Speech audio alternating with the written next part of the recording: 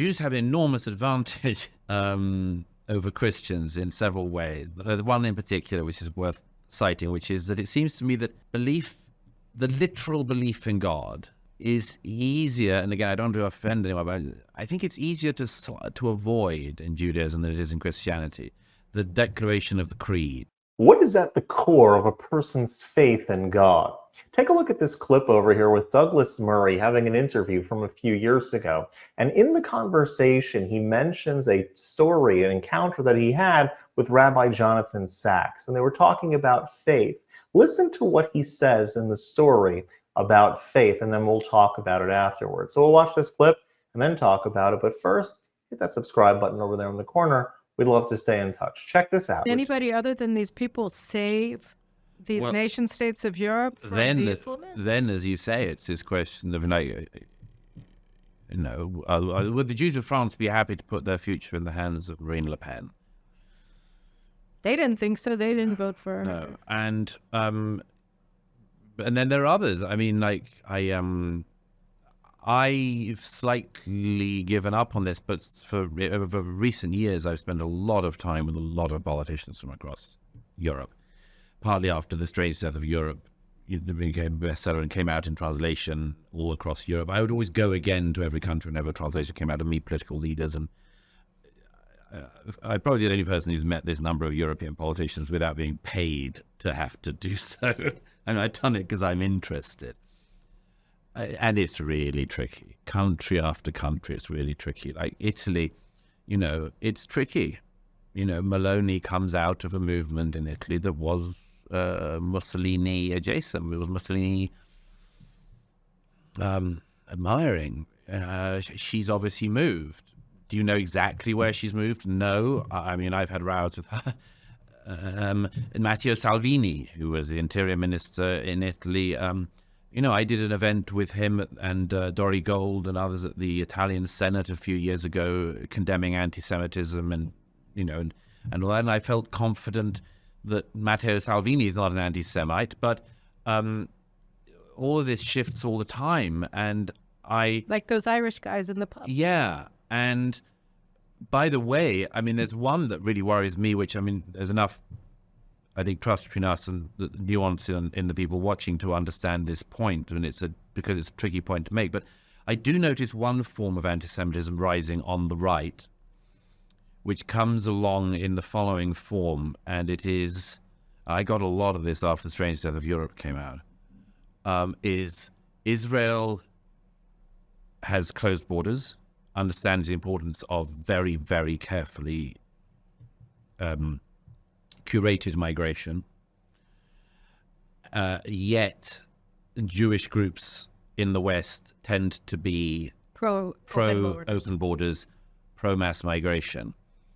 And I find this a genuinely terrifying crossroads, because that I mean, you hear it all the time in America. Yeah, it's bad. It's bad. It's almost certain that any Jewish group in America, in order to keep its liberal credentials, will be talking about the importance of open borders, or in bringing in the dispossessed of the world. And it only needs somebody to say that doesn't seem to be what Israel's doing, to grow a form of noxious new anti-Semitism on the right. And I fear that coming, and I have said that to people, and I don't see many people listening, but I'll keep saying it anyway.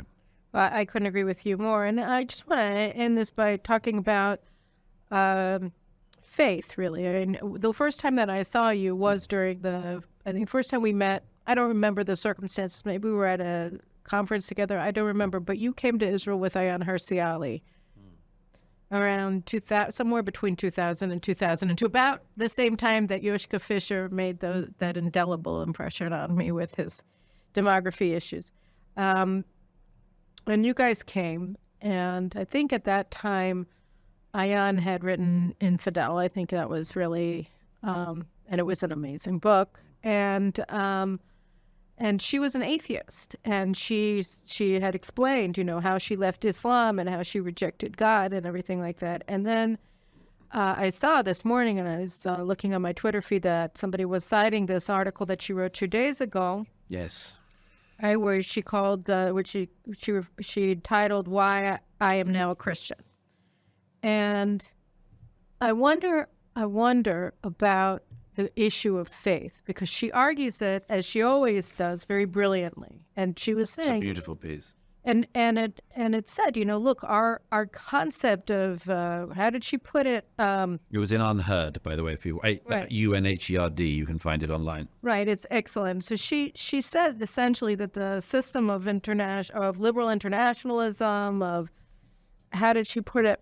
I actually, because I knew I would forget it when I was talking to you. She said, we can't fight off these formidable forces of authoritarianism from places like Russia and China and the wokeness and, of course, Islam, unless we answer the question, what is it that unites us? The response that God is dead seems insufficient. So too does the attempt to find solace in the rules-based international order. The only credible answer, I believe, lies in our desire to uphold the legacy of the Judeo-Christian tradition. What do you think of that? You think that the liberal rules-based order has just flunked its test? My view is that, again, I did some of this in The Strange Death of Europe, but it bears repeating that modern European man has been carefully sawing off the branch of the tree he's sitting on. And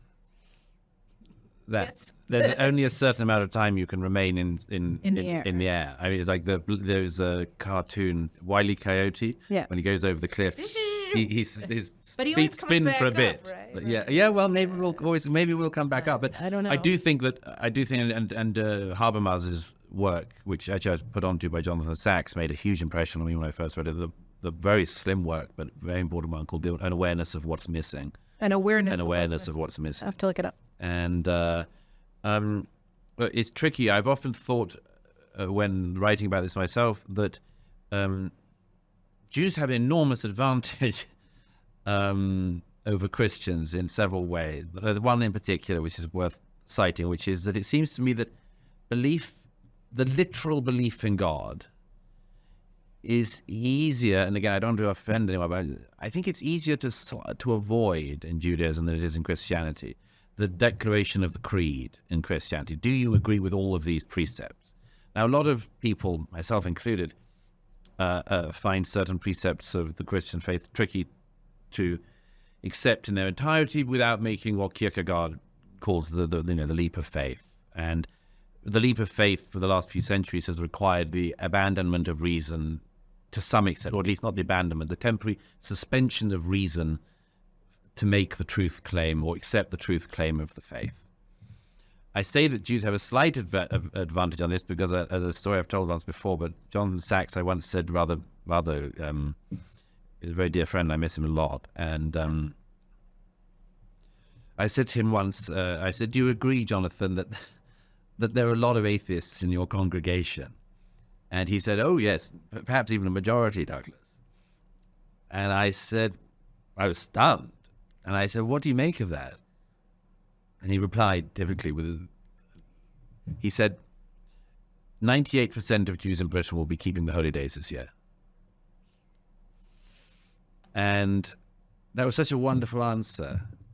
It's like Elie Wiesel wrote in The Trial of God, you do this, you keep going, you might have qualms about the faith. It's a great point that he concluded with over here, with this story from Jonathan Sachs, Rabbi Sachs.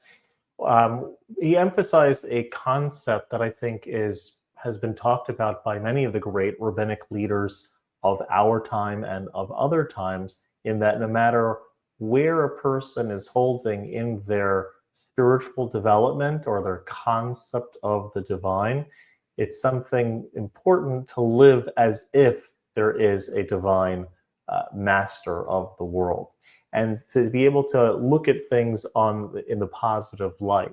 That in spite of the fact that Rabbi Sachs said that the vast majority of his congregation may be in fact atheists and not believe in God, he also knows that 98% of them will be there for the high holidays. And I think what that means is that no matter what a person struggles with in their faith in God and where a person is holding in their dynamics of their relationship with God, that deep down there is a belief that's there, whether a person practices, whether a person acknowledges, whether a person thinks about it, whatever a person calls themselves or titles themselves, that is secondary to the essential true self. The essential true self is a piece of God, is a part of God, and with that will always, when push comes to shove, embrace aspects of faith, like the faith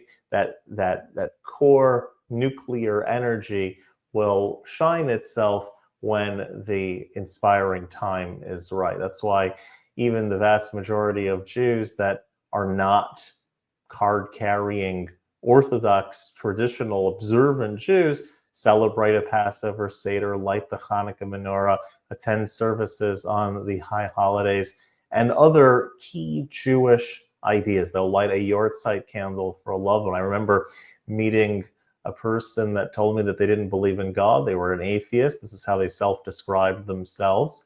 And when it came to their parents' Yortzeit, the anniversary of their parents passing, they lit a candle every year.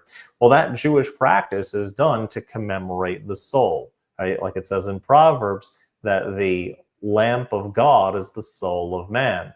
And so we light a candle every year to commemorate that soul that has passed away. Well, if you're acknowledging that there's a soul, and you're acknowledging the eternal existence of that soul, and that soul is continuing to rise higher, you're kind of acknowledging God, right? And so despite the fact that the person deems themselves an atheist or deems themselves a non-believer, that spark, that soul is always there. I remember another person who told me that they're such an atheist that they specifically eat on Yom Kippur. They specifically make a point to eat on the Day of Atonement, which is commemorated primarily through fasting. And they said they're such an atheist that they do such a rebellion on the holiest day of the year, the day that's commemorated through fasting, they make sure to eat. And it was almost as if this was actually a declaration of faith, like a roundabout declaration of faith, but a declaration of faith nonetheless. Because if Yom Kippur, the Day of Atonement, really didn't mean anything to the person, it would have just been a normal day. There wouldn't have been anything special about eating or not eating on that day, because that day is just like anything else. The fact that they mention that it's Yom Kippur and that there's a special emphasis of not eating on that day, and there's a special draw that is typically felt, and that they felt the draw, or they pushed the draw in the other direction, means perhaps that they weren't rejecting God, right? That they were angry at God. They believed in God and were trying to hurt God, or to shove it in God's face, if you will. If they didn't believe in God, then what's the difference eating or not eating Yom Kippur or any other day? But the fact that they chose that Yom Kippur is going to be the day that they're going to, out of spite, means that they believe in something, that they're having spite towards an entity, that they believe in the God that they are spiting. And so the person may be angry at God, and the relationship, the dynamics of that might have to be adjusted or grappled with, but the essential faith is actually there in a roundabout sort of way. So it's interesting that this was brought up by Douglas Murray in passing, but I think an important lesson for all of us to take in with everything, especially everything that's going on nowadays. And if you like this content overall, hit that subscribe button over there in the corner. We'd love to stay in touch. Take care.